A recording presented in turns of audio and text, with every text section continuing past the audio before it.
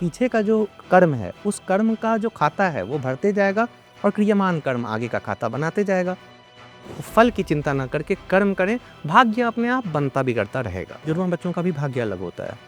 वो 1 second 2 second का अंतर भी कि माँ की गर्भ से कौन बच्चा पहले निकला जुड़वा में भाग्य बदल देता है। राहु और केतु हम इसके छाया ग्रह भी कहते हैं जी। इसके रहस्य क्या है? वैज्ञानिक रहस्य, पौराणिक रहस्य?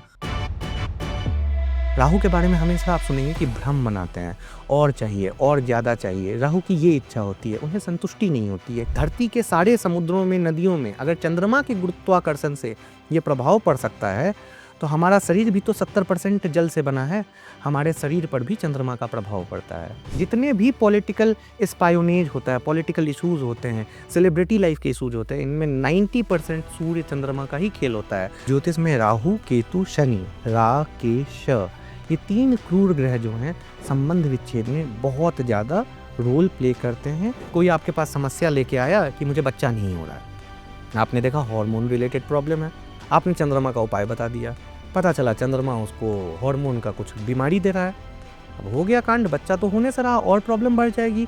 तो एक इंडिविजुअल कुंडली का डिटेल अध्ययन करके ही रेमेडी देना चाहिए। एक व्यक्ति की कुंडली में हॉस्पिटल जाने का योग बन रहा था, माइनर योग बन रहा था अस्पताल जाने का, तो उसको अगर हम ये सलाह दे देते हैं कि आप रोज़ अस्पताल जाओ और अस्पताल के कैंटीन में जाके सिर्फ खाना खा के आ जाओ, कुछ मत करो, एक चाय पी के आ जाओ, रोज़ अस्पताल जाना उसका हो गया, अस्पताल का खाना उसको नसीब हो गया, 1 घंटे उसने रोज़ समय बिता लिया। अब उसकी कुंडली में बीमार होके अस्पताल जाने का जो योग था वो ख़त्म हो गया, क्योंकि हमने योग को यूटिलाइज़ कर लिया।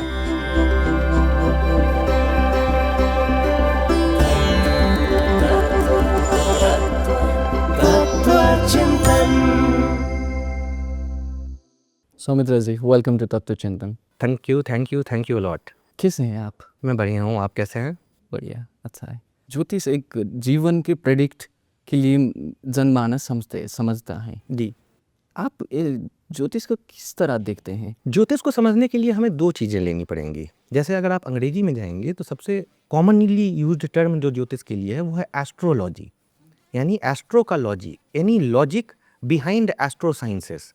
जो आसमान में एस्ट्रोनॉमी है, खगोलीय विज्ञान है, उन खगोलीय विज्ञान के बारे में लोगों की जो लॉजिकल ब्रेन, हमारा जो लॉजिकल ब्रेन जो इंटरप्रेट करता है उसको एस्ट्रोलॉजी कहते हैं। लेकिन अगर हम वेदांग में जाएंगे, संस्कृत में जाएंगे, सनातन धर्म में जाएंगे तो हम क्या पाएंगे कि ज्योतिष 2 शब्दों के जोड़ से बना है, ज्योति और ईश, यानी ईश्वर की ज्योति, वेदों का अंग। तो ज्योतिष लोगों के जीवन में क्या विपदाएं आने वाली हैं, उन विपदाओं को दूर कैसे कर सकते हैं, कैसे बच सकते हैं, ये तो बताता ही है, बट जीवन जीने का तरीका भी बताता है। जैसे मैं आपको समझाऊं, 12 राशियां हैं, 12 राशियों में 4 प्रकार हैं। 4 प्रकार कैसे आते हैं? एक पहली राशि जो पहला तत्व है वो है अग्नि तत्व। अब अग्नि तत्व में अगर किसी व्यक्ति का जन्म हुआ है और वो शिप में काम करने लगे, जहाज पे, जल तत्व के साथ मिसमैच हो गया। दूसरा तत्व होता है भूमि तत्व। भूमि तत्व अगर वायु तत्व में प्लेन उड़ाने लगे, ये एक गलत हो जाएगा क्योंकि दोनों का मिसमैच हो गया, भूमि आसमान के साथ, वायु के साथ। तीसरा तत्व होता है वायु तत्व। वायु तत्व वाले को आप देखोगे, अगर आप उसको धरती का काम दे दोगे, धरती तत्व का खेती का काम दे दोगे, ये उसके लिए सही नहीं रहेगा। और चौथा तत्व होता है हमारा, सबसे इम्पॉर्टेंट है इस सब में, वो है जल तत्व। जल तत्व वाले को अग्नि का काम दे दो, फायर डिपार्टमेंट का, वो नहीं कर पाएगा। तो आपके लिए कौन सी विधा सही है, कौन सी अध्ययन सही है? राशि से संबंधित है। राशि से संबंधित है, उन राशियों में जो ग्रह बैठे हैं, किस नक्षत्र में है, इससे संबंधित है।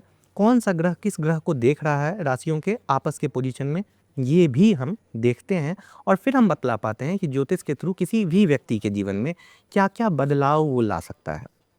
ये बदलाव हमें पता चलता है। जैसे मैं आपको बताऊं, एक व्यक्ति की कुंडली में हॉस्पिटल जाने का योग बन रहा था, माइनर योग बन रहा था अस्पताल जाने का, तो उसको अगर हम ये सलाह दे देते हैं कि आप रोज़ अस्पताल जाओ और अस्पताल के कैंटीन में जाके सिर्फ खाना खा के आ जाओ, कुछ मत करो, एक चाय पी के आ जाओ, रोज़ अस्पताल जाना उसका हो गया, अस्पताल का खाना उसको नसीब हो गया, 1 घंटे उसने रोज़ समय बिता लिया। अब उसकी कुंडली में बीमार होके अस्पताल जाने का जो योग था वो ख़त्म हो गया, क्योंकि हमने योग को यूटिलाइज़ कर लिया।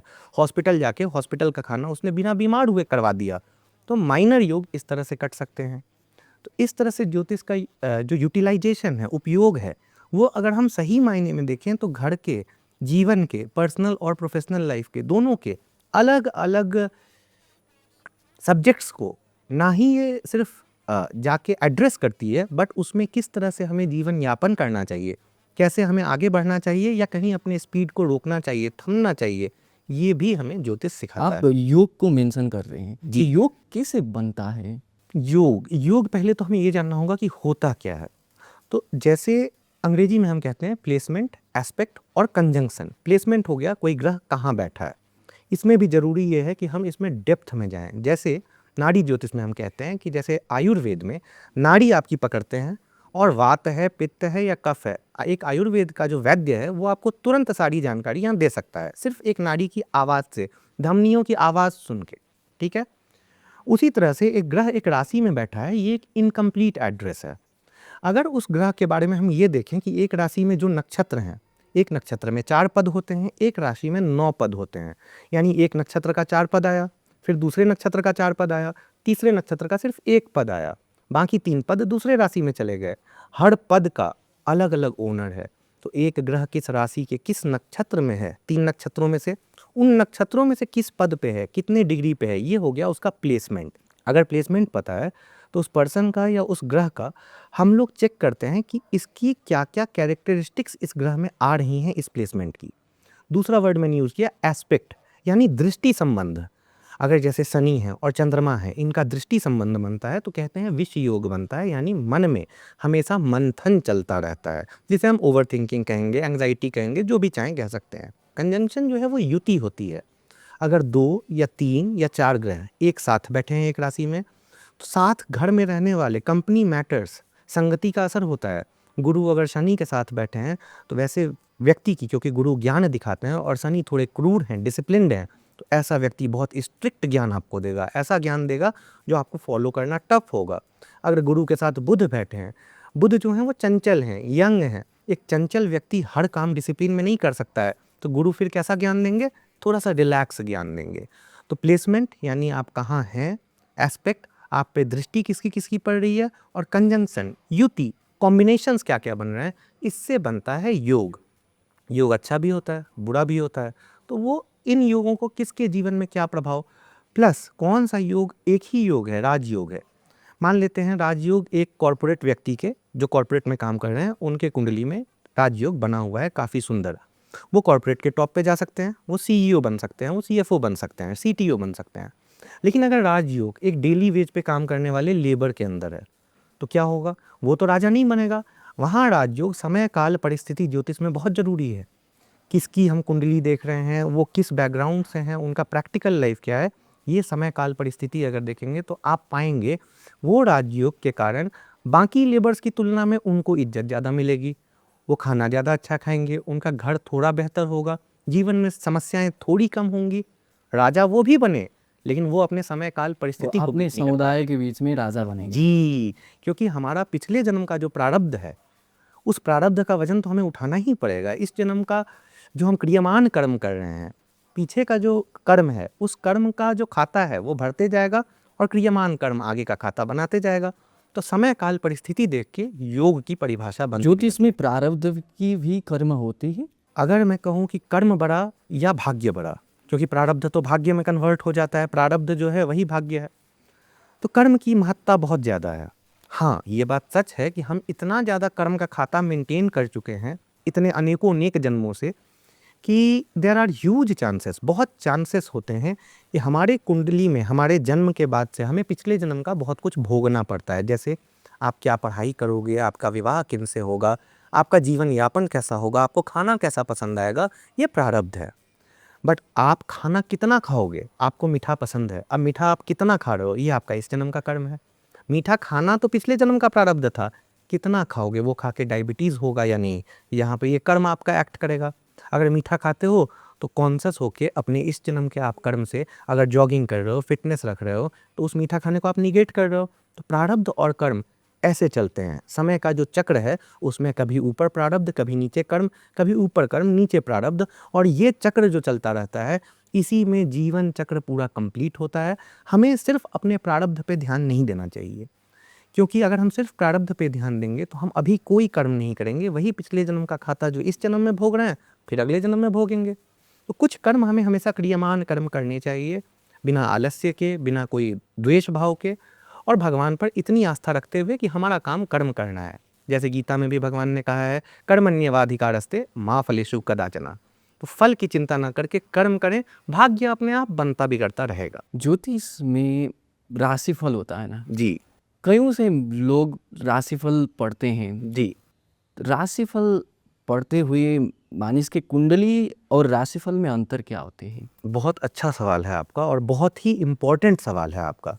अगर आप आज के दिन में दुनिया में किसी भी से भी जाके पूछें कि क्या वो एस्ट्रोलॉजी या ज्योतिष को जानता है, मानता है, वो कहेगा कि मैं ज़्यादा कुछ नहीं जानता हूँ, बट मैं डेली होरोस्कोप राशिफल डेली का अपना पढ़ लेता हूँ। अब आप समझिए 12 राशियाँ हैं और हम 8 बिलियन लोग हैं, यानी कि नियर अबाउट 0.9 बिलियन लोग इस धरती पर एक राशि के हैं। वहाँ पर आता है कि एक राशि के हर इंसान का स्वभाव थोड़ा बहुत एक जैसा हो सकता है। आपकी और मेरी राशि सिमिलर है, सेम है मान लो, तो हमारा स्वभाव थोड़ा बहुत एक जैसा होगा, चेहरा मोहरा रंग रूप एक जैसा होगा। बट हमारा जो ग्रह है, नक्षत्र है, राशियाँ हैं, वो अलग अलग हैं, क्योंकि समय आपका अलग था, दिन आपका अलग था और जगह आपका अलग था, मेरा अलग था, बर्थ का, जन्म का। तो हम सब की राशियाँ जो एक होते हुए भी बाकी ग्रहों का जो प्लेसमेंट, कंजंक्ट, एस्पेक्ट, ये तीनों जो अलग अलग हो रहा है ना, इस कारण से राशिफल में आप देखेंगे कि 20 से 30% बातें तो जेनरिक मैच करेंगी, 70 to 80% बातें मैच नहीं करती हैं।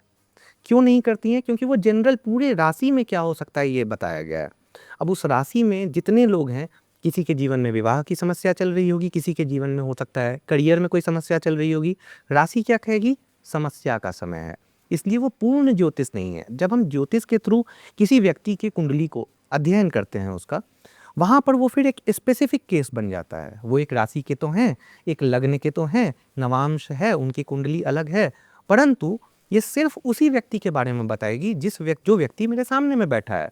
राशिफल में ये एक जेनरिक चीज़ है और ज्योतिष स्पेसिफिक चीज़ है। ये डिफरेंस आता है जी। इसमें फिर एक बहुत बड़ा क्वेश्चन आता है कि अगर जुड़वां बच्चे हैं तो उनका भाग्य सही होगा, एक जैसा होगा? आप बहुत बार देखोगे जुड़वां बच्चों का भी भाग्य अलग होता है। वो 1 सेकंड 2 सेकंड का अंतर भी कि माँ के गर्भ से कौन बच्चा पहले निकला जुड़वां में, भाग्य बदल देता है। ये कैसे संभव है? ये कैसे संभव है? हाँ, मैं आपको बताता हूँ कैसे संभव है।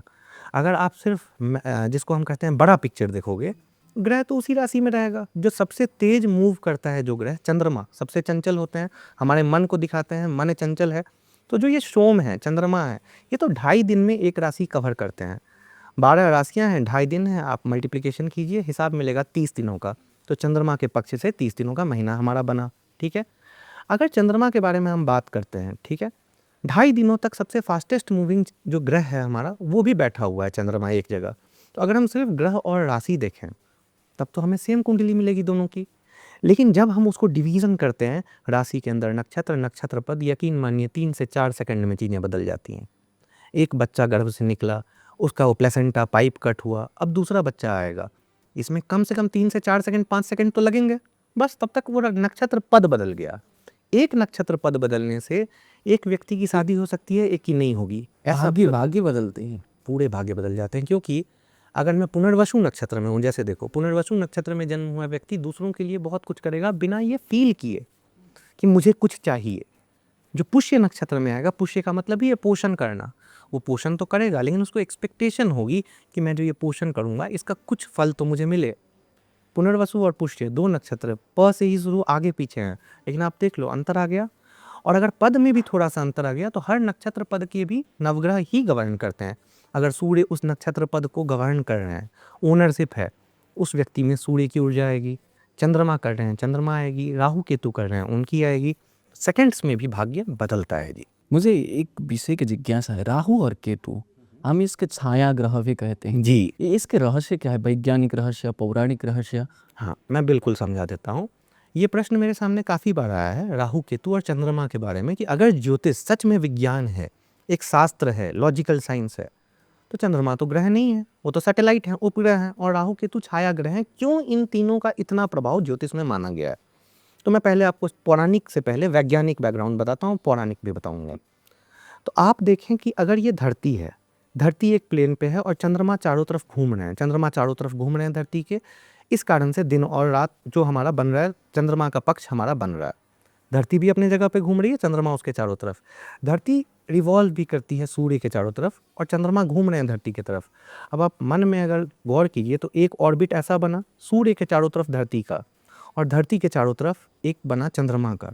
चंद्रमा जहाँ जो ये ऑर्बिट है और जो ये ऑर्बिट है, एक ऊपर एक नीचे, 2 पॉइंट पे इंटरसेक्ट होगा, क्योंकि दोनों ऑर्बिट सेम लेंथ में तो नहीं है, टेढ़ा है। चंद्रमा कम लंबा ऑर्बिट है, सूर्य का बड़ा ऑर्बिट है।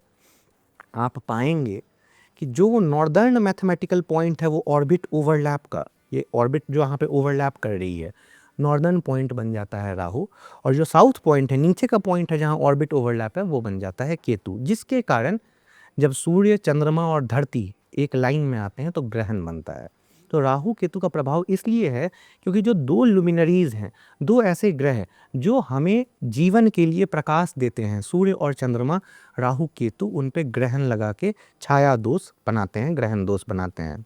अगर हम पुराणों की बात करें तो स्वरभानु नाम का जो दैत्य था, जिसने अमृत मंथन के बाद अमृत चुराने की धृष्टता की थी, भगवान विष्णु ने जगत मोहिनी स्वरूप में उनका सिरा छेदन किया। केतु जो बना वो शरीर के नीचे का भाग बना। अब आप देखिएगा केतु को सर नहीं है, ठीक है, शीश दाता कहा गया है केतु को, शीश उनके पास है नहीं, शीश दानी कहा गया है।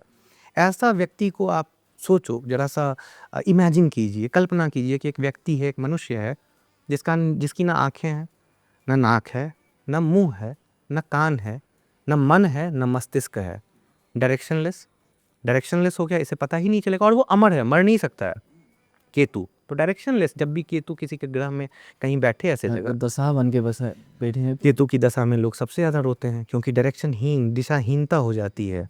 अगर केतु खराब है, वही केतु अगर अच्छा है तो आध्यात्म के चरम पर ले जा सकता है आपको। राहु का आप देखिए, राहु वो हिस्सा था जिसके गले के नीचे कुछ नहीं है। राहु के बारे में हमेशा आप सुनेंगे कि भ्रम बनाते हैं, और चाहिए, और ज़्यादा चाहिए, राहु की ये इच्छा होती है, उन्हें संतुष्टि नहीं होती है। क्यों? राहु के मुंह में खाना डालोगे, गले से गिर जाएगा, पेट तो कभी भरेगा नहीं, और चाहने की इच्छा राहु को होती है।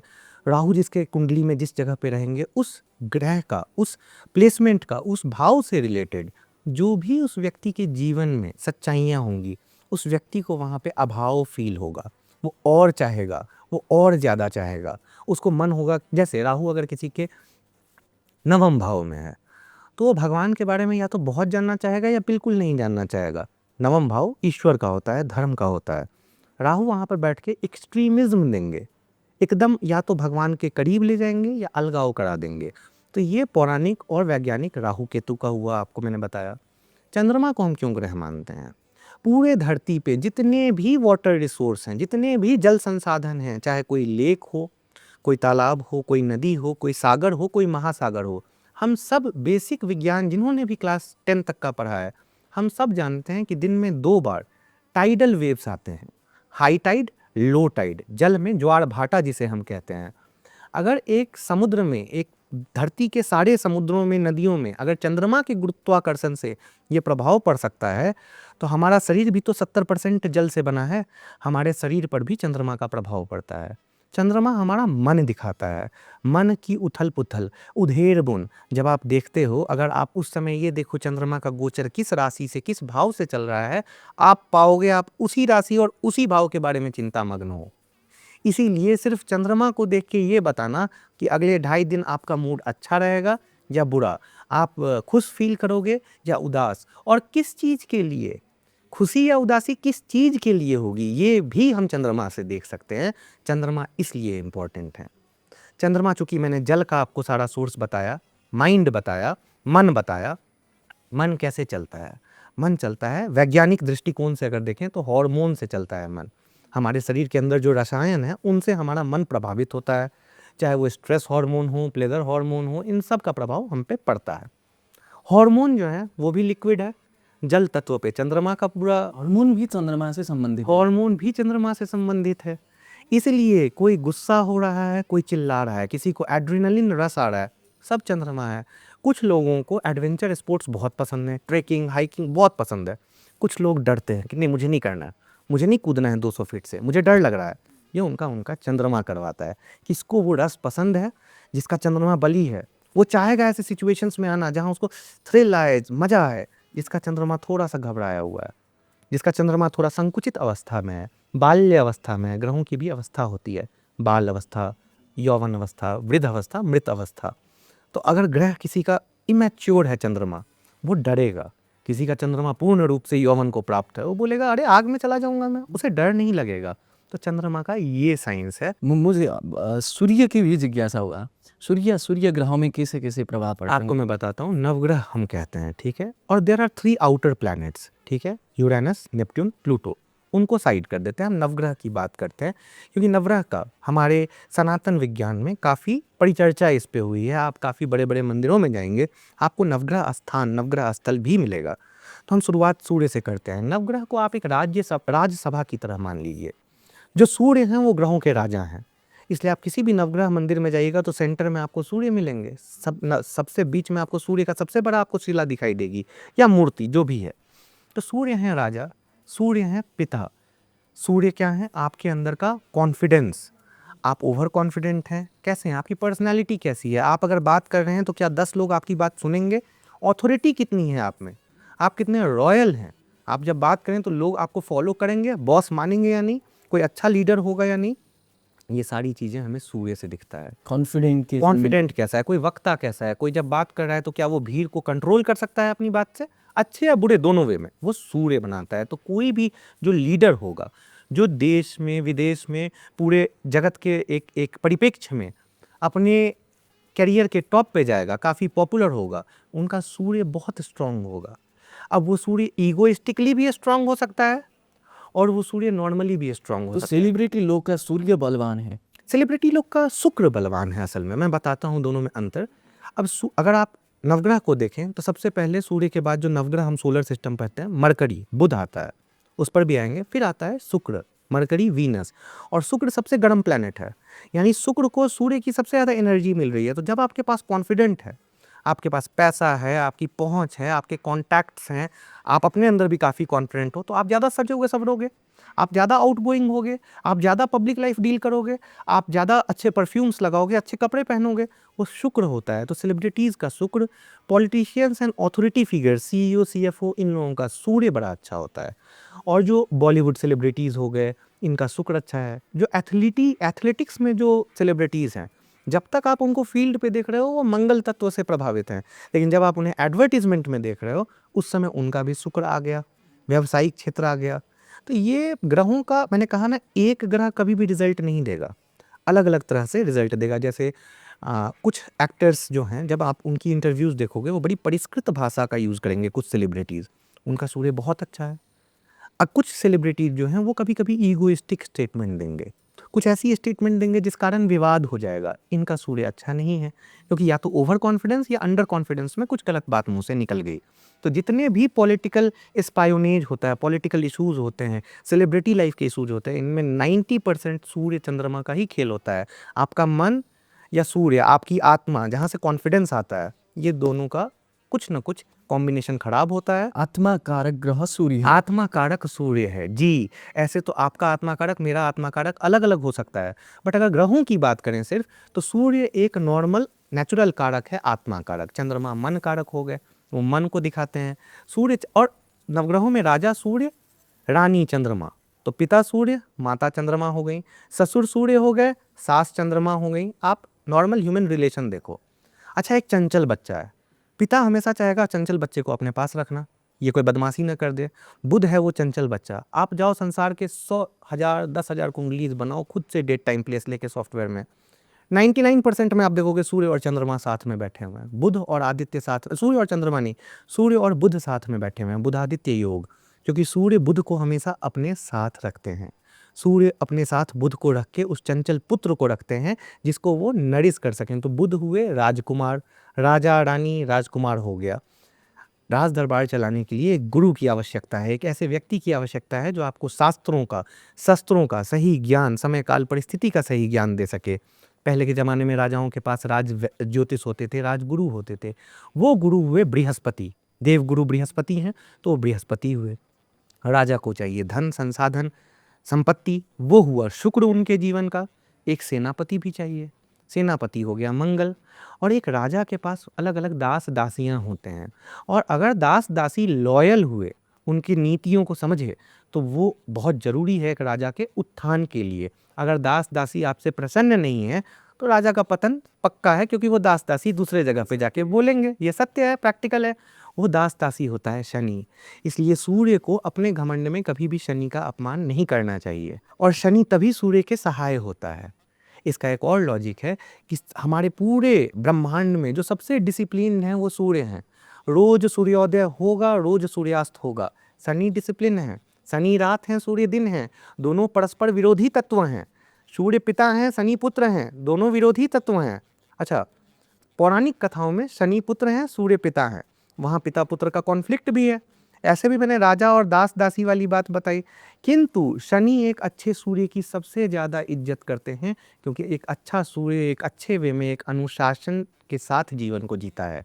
तो सूर्य और शनि, जिनको हम नॉर्मली विरोध में मानते हैं, वो भी कभी कभी एक व्यक्ति को पीक पे ले जाए। अगर सूर्य और शनि की युति से नहीं, दृष्टि संबंध से।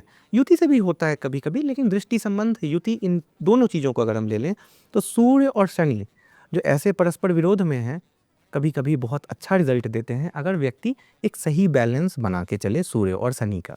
यूजुअली ऐसे व्यक्तियों को एक ज्योतिष बोलेगा, आप कभी भी नौकर चाकर या कोई भी आपसे छोटे तबके के लोग हों, दास दासी हों, ड्राइवर हों, इनके साथ आप खराब बिहेव ना करें, तभी उस सूर्य को शनि का सपोर्ट मिलेगा।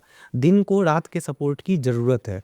24 घंटे दिन होगा, जीवन नहीं जी सकेंगे। 24 घंटे रात होगी, जीवन नहीं जी सकेंगे। तो विरोधी होने के बावजूद दोनों तत्वों का आपस में बड़ा अच्छा मिलन है। हमें समझने की ज़रूरत है उस मेल को, और उस हिसाब से अपने जीवन में ढालने को। ये समय में संबंध विच्छेद बहुत से हो रहे हैं जी, संबंध विच्छेद के संबंध में एस्ट्रोलॉजी क्या कहते हैं? जैसे एस्ट्रोलॉजी में, ज्योतिष में कुछ ही टॉपिक्स हैं 8 फ्रंट, जिसके लिए कोई भी व्यक्ति एक ज्योतिष को कंसल्ट करेगा। पहला तो हो गया स्वास्थ्य, हेल्थ। दूसरा एजुकेशन हो गया, विद्या, किस क्षेत्र में करना है, कैसे करना है। तीसरा हो गया after this health and education, जो आपने बोला संबंध, लव लाइफ, लव लाइफ के साथ। हाँ, तीसरा भाव में नहीं, तीसरा स्टेज जिसके लिए लोग सबसे ज़्यादा आते हैं।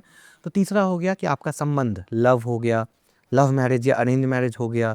लव मैरिज या अरेंज मैरिज के बाद विवाह कैसा रहेगा, संबंध कैसा रहेगा, संबंध विच्छेद होगा कि नहीं, ये चीज़ के लिए लोग आते हैं। और आप सही कह रहे हैं, apart from health, wealth, career, marriage and relationship, संबंध और संबंध विच्छेद बहुत ही ज़्यादा अमाउंट में ये क्वेश्चंस हमारे पास आते हैं।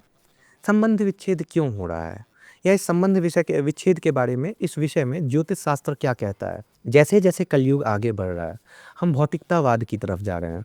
कलयुग का राजा राहु, भौतिकतावाद राहु देता है हमें, राहु प्रदान करता है। राहु के बारे में मैंने अभी आपको बताया कि राहु को कभी मन की शांति नहीं प्राप्त होती है। राहु हमेशा और चाहता है, और चाहता है, और अधिक उसको चाहिए। यहाँ से खाता है, यहाँ से खाता है, यहाँ से निकल जाता है। तो एक राहु प्रधान व्यक्ति अगर विवाह करता है, या एक बहुत भौतिकतावादी व्यक्ति अगर विवाह करता है या संबंध बनाता है, उसको डेफिनेटली, निश्चित रूपेण, उसको कोई ना कोई उस पहले वाले व्यक्ति से, पहले वाले पार्टनर से बेहतर व्यक्ति दिखेगा। तो extra marital affair, out of relationship, किसी और के साथ रिलेशन, क्योंकि राहु को तो और चाहिए, और चाहिए, और चाहिए, ज़्यादा चाहिए। राहु को सपोर्ट किसका प्राप्त होता है, शुक्र का। इसलिए आप देखोगे सेलिब्रिटीज़ का इस तरह के केसेस आप बहुत सुनते हैं, celebrity divorce and celebrity breakup. Rahu का शुक्र को का जो ये संयोग शुक्र है, सौंदर्य का ग्रह। तो सौंदर्य वाले जितने लोग हैं उन सब के जीवन में आप देखोगे संबंधों को लेके बड़ी नाजुक एक रेखा चलती है, क्योंकि एक तो सौंदर्य है, ऊपर से राहु का प्रभाव है। आप कॉम्प्रोमाइज, गड़बड़ हो गए हैं।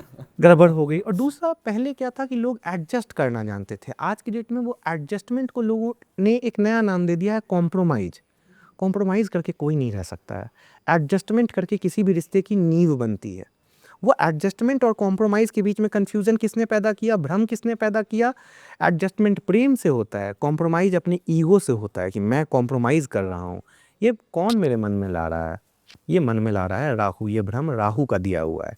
राहु बहुत ही ज़्यादा इम्पॉर्टेंट हो जाते हैं संबंध विच्छेद में। दूसरे ग्रह जो आते हैं संबंध विच्छेद में बहुत इम्पॉर्टेंट, वो हैं हमारे जीवन में केतु। केतु हमारे पिछले जन्म के संचित कर्म है। अगर पिछले जन्म में हमने कुछ ऐसा कर्म किया है जो पर्सनल लाइफ में इस जन्म में हमें बाधा बन रही है, तो विवाह हो, कोई संबंध हो, आप ठीक से निभा नहीं पाओगे, क्योंकि केतु डिटैच्ड है।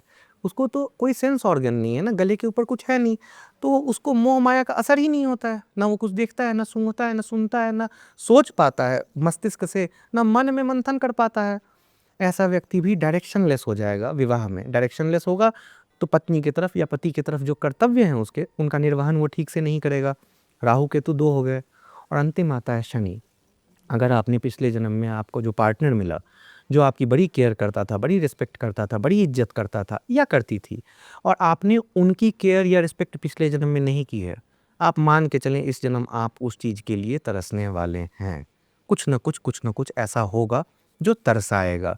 तो ज्योतिष में राहु केतु शनि, रा के श, ये 3 क्रूर ग्रह जो हैं संबंध विच्छेद में बहुत ज़्यादा रोल प्ले करते हैं। इनको सपोर्ट किसका किसका होता है? एक शुक्र का मैंने बता दिया राहु को, और केतु अगर डायरेक्शनलेस है तो सबसे ज़्यादा इफेक्ट किसको करेगा? शनि विष्ट कहाँ बनाएगा? चंद्रमा को। चंद्रमा और शुक्र दोनों स्त्री ग्रह हैं, तो ये चीज़ हमेशा अपोजिट सेक्स के साथ ही संबंध विच्छेद में राहु केतु शनि हमेशा काम करते हैं। इससे बचने का अगर आप मुझसे पूछें कि कोई तरीका या कोई उपाय, देखिए कुछ प्रारब्ध तो हमारे लिखे हुए हैं, उन प्रारब्धों को हम काट नहीं सकते हैं रेमेडीज़ के थ्रू या किसी भी थ्रू। हाँ, उस प्रारब्ध को समझते हुए अगर हम अपने जीवन को बिताने का तरीका एक सर्टेन पैटर्न में सेट कर लेते हैं, जैसे किसी का वैवाहिक जीवन अगर मंगल से दिख रहा है और मंगल एग्रेशन दिखाता है, गुस्सा दिखाता है, वो व्यक्ति जिम करने लगे, स्पोर्ट्स खेलने लगे, अपना एग्रेशन वहाँ निकाल ले। मंगल की एनर्जी उधर ख़त्म पब्लिक लाइफ में, पर्सनल लाइफ में अब वो नॉर्मल ज़िंदगी जी रहा है। ढेर सारे ज्योतिष के कहते हैं कि रेमेडीज के नाम में जेम स्टोन प्रयोग किए, जी, ग्रह शांति कीजिए, आपका राहु ठीक हो जाएगा, आपका केतु ठीक हो जाएगा, ये ज्योतिष कहते हैं ना, तो आपका मत क्या है? देखिए ये एक विवादास्पद सब्जेक्ट है, विषय है थोड़ा-सा, क्योंकि ऐसा तो नहीं होगा कि रेमेडी काम नहीं करेगी, रेमेडीज़ ज़रूर काम करती हैं। लेकिन कौन सी रेमेडी काम करेगी, किस प्रकार की रेमेडी काम करेगी, और समय काल परिस्थिति देख के रेमेडी देनी चाहिए। राहु को शांत करने के लिए मैं आपको 1.25 लाख राहु के मंत्रों का जाप दे दूं, क्या आप वो 1.25 लाख मंत्रों का जाप स्वयं कर रहे हैं या किसी ब्राह्मण से करवा रहे हैं? अगर कोई ब्राह्मण कर रहा है या आप स्वयं कर रहे हैं, क्या मुझे ये गारंटी दे सकते हैं कि 1.25 लाख मंत्र जाप के समय आपका पूरा कंसंट्रेशन एंड फोकस राहु पे और अपने कर्मों पे हो? नहीं होगा। तो रेमेडीज़ हैं, आप कर पाओगे या नहीं ये भी तो आपका प्रारब्ध बताएगा, आपका फोकस होगा या कंसंट्रेशन। जेम स्टोन की बात करते हैं, ग्रह 4 तरह से हमें देखने चाहिए। आप समझिएगा बड़ा इंपॉर्टेंट है ये। एक होता है वीक ग्रह, एक होता है स्ट्रॉन्ग ग्रह, कमज़ोर और मजबूत, ये एक क्लासिफिकेशन है, इसको अलग कीजिए। दूसरा क्लासिफिकेशन है एक बुरा ग्रह, एक अच्छा ग्रह। लोग इसमें कंफ्यूज करते हैं। एक वीक ग्रह जो एक कमज़ोर ग्रह है वो अच्छा और बुरा दोनों हो सकता है। अगर एक ग्रह कमज़ोर है लेकिन वो अदरवाइज हमारे लिए अच्छा है, हमें क्या करना चाहिए? उस ग्रह को बल देना चाहिए, क्योंकि वो अच्छा ग्रह है, वो और अच्छा हो जाएगा, स्ट्रांग हो जाएगा। तो तब हम पहनते हैं उस ग्रह का रत्न, कि एक कमज़ोर ग्रह है जिसको एनर्जी दे के, अच्छा ग्रह है किंतु कमज़ोर है, उसको एनर्जी देने से हमारा कल्याण होगा, दशा देखते हुए हमारे जीवन का, महादशा, अंतरदशा, प्रत्यंतर दशा, तो उसका जेमस्टोन पहनना चाहिए। मान लीजिए एक ग्रह कमज़ोर है किंतु वो बहुत बदमाश ग्रह है, हमारी ज़िंदगी का नाश मचाने वाला है, हमें उसका रत्न नहीं पहनना चाहिए, क्योंकि आप एक कमज़ोर किंतु खराब व्यक्ति को अगर पावर दोगे, गुंडा क्या बनेगा? डॉन। डॉन क्या बनेगा? माफिया। माफिया क्या बनेगा? अंडरवर्ल्ड का डॉन। तो आप उसको बदमाशियां बढ़ाते चले जाओगे। अब आ जाते हैं गुड प्लैनेट, बैड प्लैनेट। 2 मैंने बताया, वीक और स्ट्रांग बताया। ये चारों का कॉम्बिनेशन गुड के साथ स्ट्रांग है, गुड के साथ वीक है, मैंने आपको बता दिया। मान लो एक बैड प्लैनेट है, खराब ग्रह है, और वो स्ट्रांग है, अब उसको तो कमज़ोर करना पड़ेगा। तो आप कभी कभी सुनते होंगे इस कलर का दान दीजिए, ये पूजा कीजिए। तो दान और पूजा से क्या होता है? उस ग्रह की नेगेटिविटी कम होती है, पॉजिटिविटी नहीं आती है, दोष नहीं कटता है। अगर वो 100 में से 90 नेगेटिव है तो अब वो घट के 100 में से 40 नेगेटिव पे आ गया, तो समस्या कम हो गई, समाधान नहीं मिला, कम हो गई। दवाई के काम करते हैं। दवाई की काम करती है। जैसे कोल्ड एंड कफ को हम खत्म नहीं कर पाते हैं, सप्रेस हो जाता है, राइट? दवा नहीं काम करती। उसी तरह ग्रहों का दान करने से, ग्रहों का अगर हम पूजा पाठ करते हैं तो समस्या कम होती है खराब ग्रह की। अच्छे ग्रह को पावर देना है तो रत्न पहनना चाहिए। बहुत बार लोग सिर्फ रत्न पहन लेते हैं कि ग्रहों की समस्या सॉल्व होगी, बट आप देखेंगे एक एक व्यक्ति के 5 उंगलियों में रत्न है, उसके जीवन में समस्या बढ़ते जा रही हैं। जितना उसका ज्योतिष पे भरोसा है उसकी समस्याएं और बढ़ रही हैं। क्यों? क्योंकि भूलवश उसने किसी ऐसे ग्रह का रत्न पहना है जो उसके ज़िंदगी में वीक था या स्ट्रांग था, उसे नहीं पता, बट था निश्चित रूप से खराब। खराब ग्रह होने के कारण वो क्या कर रहा है कि प्रॉब्लम्स बढ़ा रहा है। इसमें एक चीज़ और इम्पॉर्टेंट है, आप अगर सोचेंगे नवग्रहों का नाम, राहु केतु शनि 3 विलन आपको दिख जाएंगे। मंगल थोड़ा मांगलिक दोष, वो भी विलन हो गया। आपको अच्छे ग्रह कौन से में लगेंगे? सूर्य, चंद्रमा, बुध, शुक्र, गुरु। चंद्रमा भी चंचल ग्रह है। चंचल ग्रह है, उसको भी हटा दो तो सूर्य, शुक्र, बृहस्पति, यही 3-4 बचेंगे आपका, बुध, यही 3-4 बचेंगे। बट ऐसा नहीं है। अगर मान लो किसी व्यक्ति का बहुत फ्रैक्चर होता है, इसका मतलब उसका सूर्य खराब है। अगर मान लो कोई व्यक्ति बहुत मेहनती है, इसका मतलब उसका शनि बहुत अच्छा है। तो कोई खराब प्लैनेट नैसर्गिक खराब प्लैनेट है, खराब ग्रह है। वो आपके मेरे जीवन में हो सकता है वो ग्रह अच्छा हो। शनि सबके लिए खराब है तो साढ़े साती सबकी खराब होगी, ऐसा बिल्कुल नहीं है। जिनका शनि अच्छा होता है वो साढ़े साती में टॉप पे जाते हैं। जिनका मंगल अच्छा होता है उन पे मंगल दोष प्रभाव नहीं करता है। वो अननोन लोगों से भी मिलेंगे तो लोगों को वो अपने व्यक्तित्व से प्रभावित कर देंगे। जरूरी नहीं है कि आपको भी मंगल आपका खराब हो, शनि खराब हो, राहु केतु खराब हो। जिनका राहु अच्छा है वो विदेश जाएंगे ही जाएंगे। राहु विदेश यात्रा करवाता है, विदेशी लोगों से मिलवाता है, विदेशी खान पान से इंटरेस्ट करवाता है। तो एक खराब ग्रह भी आपके जीवन में अच्छा हो सकता है। तो कौन सा ग्रह किसके जीवन में अच्छा है, कौन सा ग्रह किसके जीवन में खराब है, इंडिविजुअली देखते हुए, डिटेल स्टडी करते हुए तभी रेमेडी देनी चाहिए। कोई आपके पास समस्या लेके आया कि मुझे बच्चा नहीं हो रहा है, आपने देखा हार्मोन रिलेटेड प्रॉब्लम है, आपने चंद्रमा का उपाय बता दिया, पता चला चंद्रमा उसको हार्मोन का कुछ बीमारी दे रहा है। अब हो गया कांड, बच्चा तो होने से रहा और प्रॉब्लम बढ़ जाएगी। तो एक इंडिविजुअल कुंडली का डिटेल अध्ययन करके ही रेमेडी देना चाहिए। ओ आपका सूर्य खराब है आप ये पाठ कर लो, बुध खराब है ये कर लो, ऐसे नहीं। क्योंकि जेनरिक अगर हम जाएंगे तो फिर रिजल्ट राशिफल जैसा आएगा। इसीलिए आप देखोगे बहुत लोग फ्रस्ट्रेट हो जाते हैं कि रेमेडी काम नहीं कर रही है। रेमेडी काम कर रही है, शायद वो रेमेडी ही गलत हुई है, तो उल्टा प्रभाव पड़ रहा है। ऐसे ही ज्योतिष के कारण एस्ट्रोलॉजी को फ्रॉड के नाम से बुलाया जाता है ना। तो 3 चीज़ें हैं, जैसे कि शनि की साढ़े साती, राहु केतु का काल सर्प दोष और मांगलिक दोष। एक तो रेमेडी हो गया। ये 3 जैसे मैंने आपको कहा था कि राशिफल सब जानते हैं, उसी प्रकार से आप देखोगे तो राहु केतु का काल सर्प दोष, शनि का साढ़े साती और मंगल का मांगलिक दोष बड़ा बदनाम है जी। क्यों बदनाम है? काल सर्प दोष जो होता है वो क्या करता है? इट गिव्स अस स्ट्रेस, वो हमें चिंता देता है। बहुत ज़्यादा चिंता हमें प्रदान होती है। आज की भागा दौड़ बड़ी ज़िंदगी में हर किसी को वैसे ही उतनी चिंता है। तो काल सर्प दोष बोल के मैं आपको मंदिर मंदिर भटकाऊं और मंदिर मंदिर पूजा करवाऊं, स्ट्रेस तो फिर भी वैसा ही रहेगा। सवेरे उठ के किसी को मेट्रो पकड़ना है, किसी को ऑफिस जाना है, किसी को खुद ड्राइव करना है, किसी को पब्लिक ट्रांसपोर्ट करना है, बॉस के साथ व्यवहार, अनरियलिस्टिक टारगेट्स, फिर घर आके पर्सनल लाइफ, बच्चे, कितना स्ट्रेस है आज की भागा दौड़ भरी जिंदगी में। तो काल सर्प दोष आपका क्या बिगाड़ेगा? मांगलिक दोष से लोग डरते हैं कि शादी होगी कुछ हो जाएगा, मंगल दोष, मंगल दोष। आप अपने पराक्रम को अगर शनि के डिसिप्लिन में ढाल के चलें, जैसे मैं खेलकूद में मान लेते हैं बहुत अच्छा हूँ, तो मैं 10 घंटे अगर खेलूंगा, शनि इसको डिसिप्लिन नहीं मानेंगे। फिर मेरी आदत हो जाएगी अपने आसपास हर किसी से वैसे ही बिहेव करने की जैसे टीम मेंबर से करता हूँ खेल में, मंगल इनडिसिप्लिन हो गया। आप माता पिता से, गुरुजनों से सेम वे में व्यवहार नहीं कर सकते हैं। तो ये सब हर ग्रह का अलग अलग एक प्रारूप है। मंगल का मांगलिक दोष जो है, इससे अगर डराया जाता है तो इसका काउंटर ये है, 90% आप अगर ज्योतिष का अध्ययन करेंगे तो देखेंगे मंगल की पोजीशनिंग हम कुंडली में देखते हैं, लग्न से, चंद्रमा से, नवांश से और अलग अलग ग्रहों से अलग अलग रीजन में। कहीं पे शनि से देखते हैं, कहीं पे शुक्र से देखते हैं। 99% लोग मांगलिक हैं इस धरती पे। क्या करेंगे इस चीज़ का? मंगल दोष की पूजा करवाते रहें सबका, या अलग अलग घट विवाह करवाते रहें। दूसरा मैंने डिबंक किया। तीसरा साढ़े साती, मैंने अभी बोला अगर शनि अच्छा है तो साढ़े साती में रंक से राजा बनता है लोग। मैंने ऐसे व्यक्ति को देखा है जिसने 17 साल शनि की महादशा में जब अंत में उसका साढ़े साती आया तो वो ऑल इंडिया मेडिकल एग्जामिनेशन उस बंदे ने टॉप कर लिया था। आपने कुंडली देखा? मैंने कुंडली देखा हुआ है, वो टॉप 10 में था उसका, और फर्स्ट अटेम्प्ट में उसका टॉप 10 में था। ये मेरा एक काफ़ी अच्छा केस है क्योंकि वो बड़ा अनुशासन के साथ चलने वाला व्यक्ति था। और उसकी उस समय शनि की साढ़े साती चल रही थी। शनि अच्छा, शनि ने रिजल्ट दे दिया। तो राहु केतु के नाम पे काल सर्प दोष की पूजा या राहु केतु की पूजा, मांगलिक दोष के नाम पे विवाह के समय में अवरोध विरोध, और शनि के दोष के कारण जो हम साढ़े साती की बात करते हैं, ऐसा नहीं है कि ये सारी बातें मिथ्या हैं।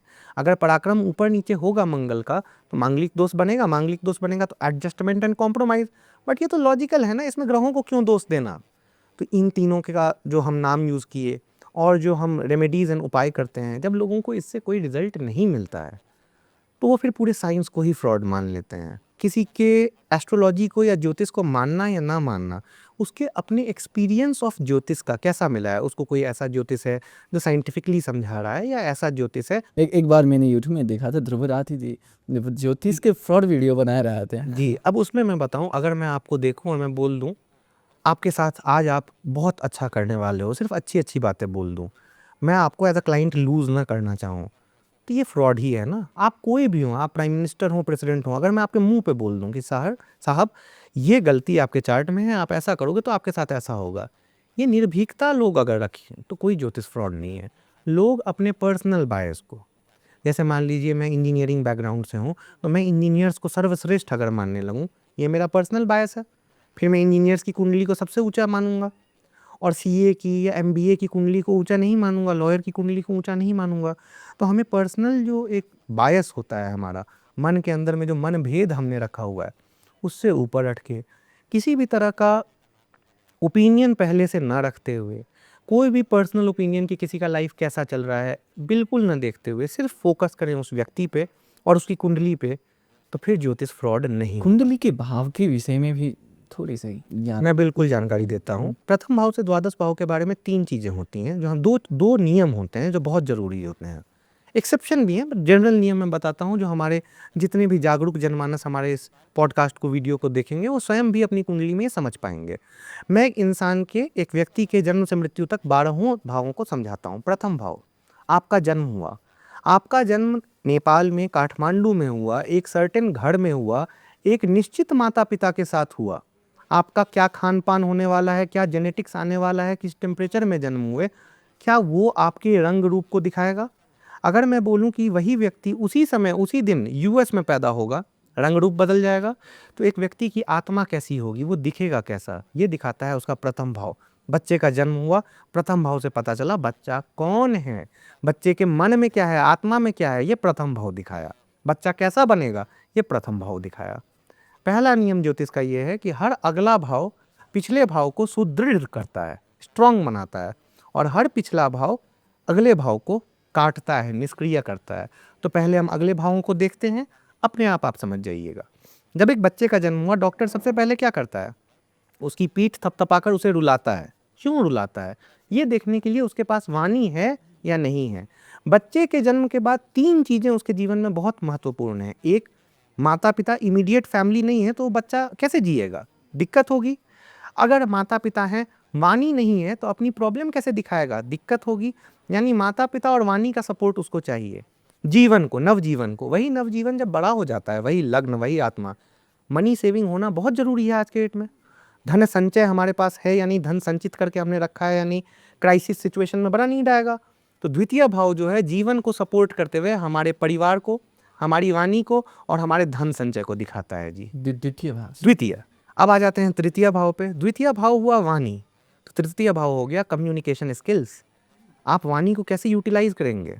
आपका पराक्रम भाव, आप कितना पराक्रमी होंगे, बचपन में आप कितना चेष्टा करेंगे जल्दी चलने का, उठने का, बोलने का। कुछ बच्चे देरी से बोलते हैं, कुछ बच्चे जल्दी बोलने लग जाते हैं, कुछ की जो डिक्शन होती है, टोन होता है, जो बोलने का तरीका होता है, वो बड़ा क्रिस्प एंड क्लियर होता है, कुछ का थोड़ा फंसा फंसा होता है। ये तृतीय भाव से आता है। तृतीय भाव में बच्चा बोलने भी लगा। अच्छा, बच्चा जब बड़ा हो रहा है, उसे खेलने के लिए एक छोटा भाई बहन चाहिए, एक बच्चे को सपोर्ट मिलता है यंगर सिबलिंग्स का। तृतीय भाव छोटे भाई बहन का भी होता है। अब ये बच्चा बड़ा हो रहा है, सोचिए, जन्म हुआ, वाणी देखी, कम्युनिकेशन स्किल्स देखा, पराक्रम देखा, कॉन्फिडेंस देखा। अब आया चतुर्थ भाव, माता। यत्र माता ततो सुख, जहाँ माता है वहीं सुख है, हमारे शास्त्र कहते हैं। चतुर्थ भाव होता है माता का। माँ पहली गुरु होती है। चतुर्थ भाव होता है प्राइमरी एजुकेशन का, अक्षर ज्ञान का, वर्णमाला ज्ञान का। क्लास LKG से क्लास 5-6 तक का जो ज्ञान है वो प्राइमरी ज्ञान है। उतना ज्ञान हम सबको होना चाहिए, ये हम सब मानते हैं। बेसिक ज्ञान वो हमें माता देती है। तो चतुर्थ भाव हो गया इस चीज़ का। बच्चा बड़ा हुआ, टीनेज में आया, अब कॉलेज में जाएगा, वो ज्ञान उसको मिला पंचम भाव से। जब टीनेज में जाएगा तो उसको विपरीत लिंग की तरफ अट्रैक्शन भी होगा, तो लव, रोमांस, कुछ हद तक हम बोल सकते हैं सेक्सुअल रिलेशनशिप्स भी, जो एक इंट्रोडक्शन होता है टीनेज में। बच्चा जब मर्द या औरत बनता है, एक बच्चा या बच्ची, तो ये पंचम भाव दिखाता है कि उसका प्रेम संबंध, उसका करियर की तरफ फोकस, एजुकेशन की तरफ फोकस, डेविएशन। क्योंकि जब आप टीनेज में हैं, इंटरटेनमेंट की तरफ आपका डिविएशन हो सकता है। आप पढ़ाई छोड़ के या तो विपरीत लिंगी के अट्रैक्शन में फंस सकते हैं और उसमें अपने पढ़ाई को बर्बाद कर सकते हैं, या फिर आप नशे, पार्टिंग, इन सब में जा सकते हैं और अपना करियर बर्बाद कर सकते हैं। तो पंचम भाव ये दिखाता है। षष्ठम भाव में आते हैं, बच्चा बड़ा हो गया, पढ़ाई भी हो गई। षष्ठम भाव नौकरी दिखाता है। नौकरी करोगे तो क्या क्या होगा, चिंता होगी। तो आपको जो चिंता होती है, ओवर थिंकिंग होती है, जो हमारा मन बेचैन होता है, छठे भाव से होता है।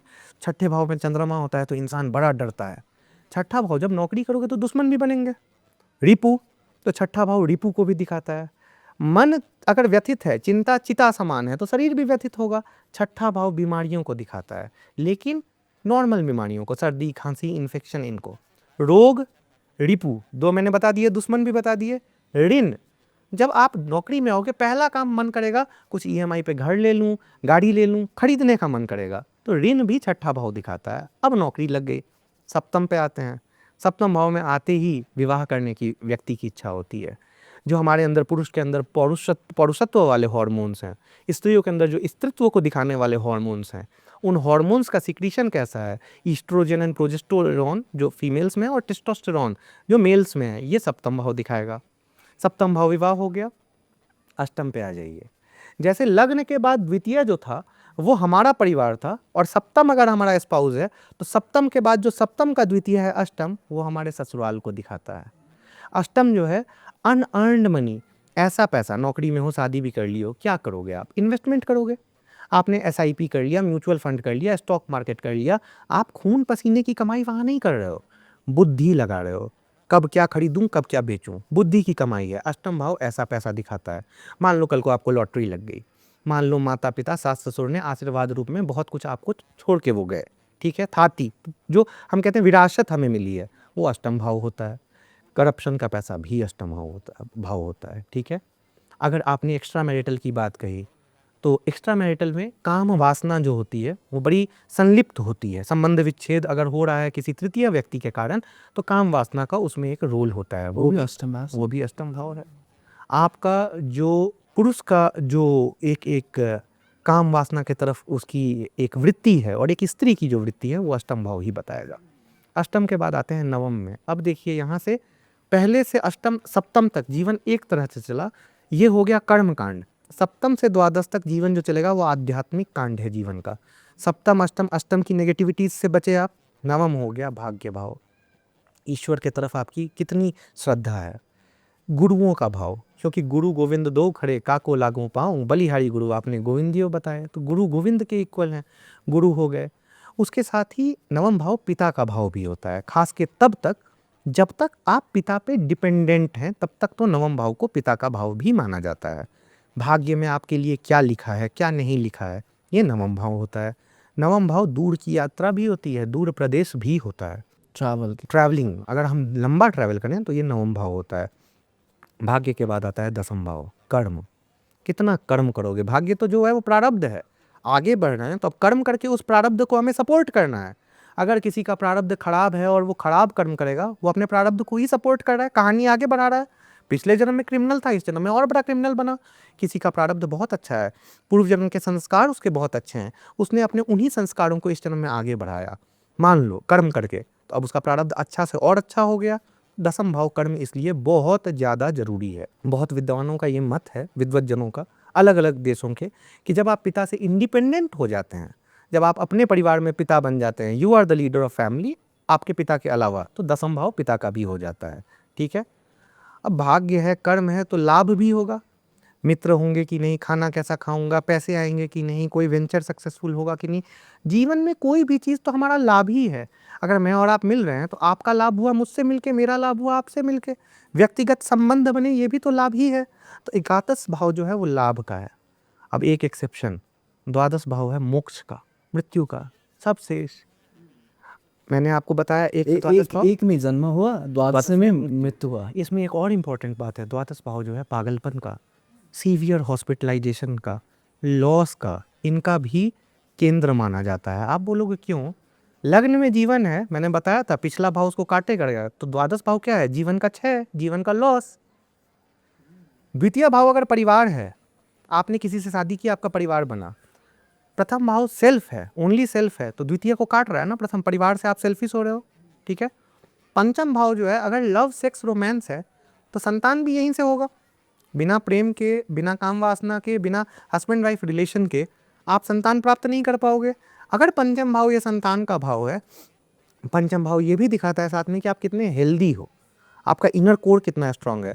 तो चतुर्थ भाव नपुंसकता का भाव हो गया, चतुर्थ भाव बांझपन का भाव हो गया, चतुर्थ भाव इम्यूनिटी वीक का भाव हो गया। इसलिए कोविड जिनको जिनको बहुत स्ट्रांगली हुई थी कोविड-19, उन सब का चतुर्थ भाव एक्टिव था।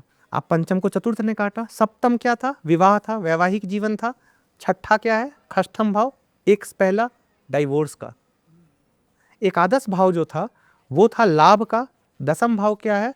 कर्म का। कर्म करते समय आप लाभ पे फोकस नहीं कर सकते हो, अदरवाइज डे ड्रीमिंग होगी, दिवा स्वप्न आप देखोगे और कर्म नहीं कर पाओगे। द्वादश भाव लॉस का है, एकादश भाव लाभ का है।